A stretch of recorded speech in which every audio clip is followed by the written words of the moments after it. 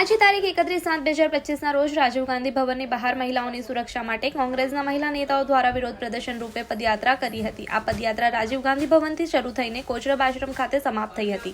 વિરોધ પ્રદર્શનમાં અમદાવાદ મહિલા પ્રમુખ ગીતાબેન દ્વારા જણાવવામાં આવ્યું કે મહિલા સુરક્ષા માટે સરકારે કયા કડક પગલાં લેવા જોઈએ અને જો મહિલાઓને ન્યાય આપવામાં નહીં આવે તો આ વિરોધ પ્રદર્શન અત્યારે પદયાત્રા બાદ રસ્તા રોકો આંદોલન અને જેલ ભરો આંદોલનમાં ફેરાઈ જશે તેવી ચીમકી પણ આપવામાં આવી હતી અને બાદમાં પદયાત્રા કોચરબ આશ્રમ ખાતે પૂર્ણ થાય તે દરમિયાન રસ્તામાં આ આંદોલને થોડા સમય માટે ઉગ્ર રૂપ પણ ધારણ કર્યું હતું। તે રસ્તા રોકો આંદોલનમાં પરિવર્તિત થયું જોવા મળ્યું અને જેના કારણે રસ્તા પરથી પસાર થતા લોકોને અગવડનો સામનો કરવો પડ્યો છે કે જે માત્ર એક રેલી હતી અને વિરોધ પ્રદર્શન હતું તે અત્યારે રસ્તા રોકોમાં કન્વર્ટ થઈ રહ્યું છે। જેમ કે હું અહીંયાથી તમને બતાવવાનો પ્રયત્ન કરીશ કે આપણે અહીંયા જોઈ શકીએ છીએ કે આવતા જતા લોકોને પણ એ લોકો અહીંયા સતત અટકાવી રહ્યા છે, વાહનોને પણ અગવડ આપી રહ્યા છે। એસટી બસને પણ તેમને અહીંયા રોકીને રાખી છે, તેમનો માર્ગ રોકી દીધો છે।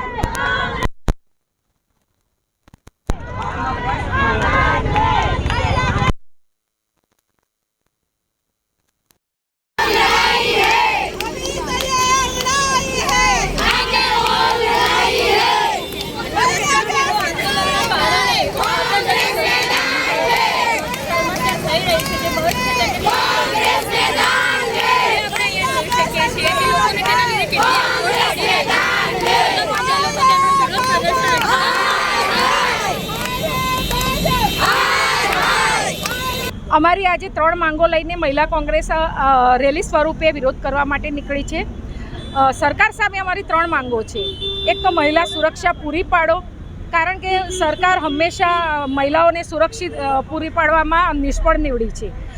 બીજી છે કે ગુનેગારોને સજા આપો, કડકમાં કડક ગુનેગારોને સજા મળવી જોઈએ અને મહિલાઓને ન્યાય મળવો જોઈએ।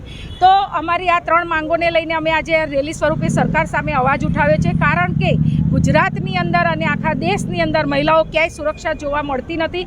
મહિલાઓને દરેક ક્ષેત્રની અંદર ક્યાંક ને ક્યાંક શોષણ કરવામાં આવે છે, બળાત્કારો પણ વધી ગયા છે અને મહિલાઓને ખોટી રીતે આડકતરી રીતે એના અડપલા કરીને પણ એને સતાવવામાં આવે છે। નોકરીમાં કે ક્યાંય પણ કામ ધંધે મહિલાઓ જાય છે તો ત્યાં પણ એનું શોષણ કરવામાં આવે છે।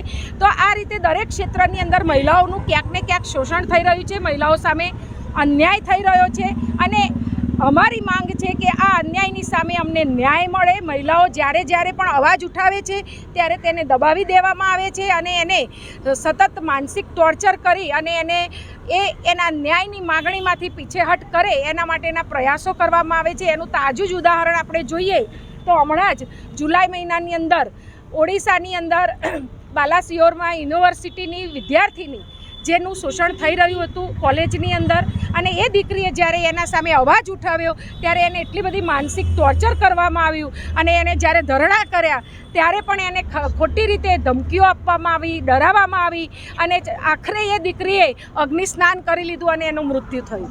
બીજો જેવો તરત જ બીજા જ અઠવાડિયામાં બનાવ બન્યો પુરીની અંદર 15 વર્ષની દીકરી ઉપર 3 નરાધમોએ બળાત્કાર ગુજારી અને એને સળગાવી દેવામાં આવી।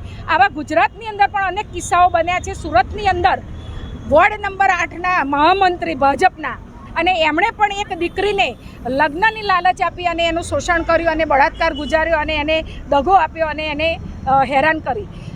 એવું જ સુરેન્દ્રનગરની અંદર એક દીકરી સડેઆમ દોડા દિવસે ખરા બપોરે જઈ રહી હતી ઘરે અને એને ગળાના ભાગે છરીના ઘા મારી અને એને હત્યા કરવામાં આવી। તો આવા તો અનેક બનાવો બની રહ્યા છે। જો ગુજરાતની સરકાર મહિલાઓનો વિકાસની વાત કરતી હોય, મહિલાઓને ન્યાય આપવાની વાત કરતી હોય તો હમણાં જ લો ગાર્ડન આગળ સ્કૂલની 2 દીકરીઓને ગુમ થઈ ગયા અને અઠવાડિયું થયું ત્યારે એ બોમ્બેથી મળી। તમારી જો સુરક્ષા હોય તો દીકરીઓ ગુમ ક્યાંથી થાય? ચાલુ સ્કૂલમાંથી દીકરીઓ ગુમ થઈ ગઈ હતી અને આવા તો કેટલાય કિસ્સાઓ 5 વર્ષની દીકરીથી લઈ અને 65 વર્ષની મહિલા સુધી બળાત્કારના કિસ્સાઓ બની રહ્યા છે, પણ હજુ સુધી કોઈને ફાંસીની સજા આપવામાં આવતી નથી। સરકાર માત્ર ને માત્ર વાતો કરી રહી છે।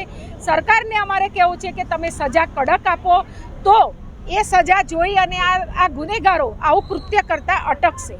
માટે મહિલાઓની સુરક્ષા પૂરી પાડો। મહિલાઓનો હક છે, અમારો એક હક છે કે અમે અમારી સુરક્ષા માટે માગણી કરીએ, અમે ન્યાય માટે માગણી કરીએ।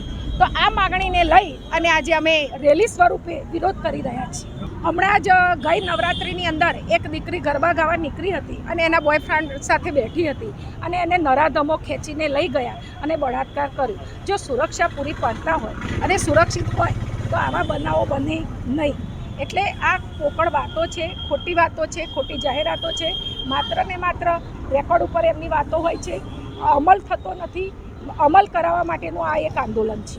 આગામી સમયમાં જો સુરક્ષા પૂરી પાડવામાં નહીં આવે, ગુનેગારોને કડકમાં કડક સજા કરવામાં નહીં આવે તો અમે અત્યારે હાલ તો રેલી સ્વરૂપે નીકળ્યા છીએ, પણ પછી અમે રસ્તા રોકો આંદોલન અને જેલ ભરો આંદોલન કરવા પણ મહિલા કોંગ્રેસ મેદાનમાં આવી જશે. તો જેમ કે આજે આપણે જોયું કે મહિલાઓની સુરક્ષા માટે કોંગ્રેસના જે મહિલા નેતાઓ હતા તેમને આજે વિરોધ પ્રદર્શન કર્યું હતું, જે રાજીવ ગાંધી ભવનથી શરૂ થઈને અહીંયા કોચરબ આશ્રમ પર સંપૂર્ણ થયું છે.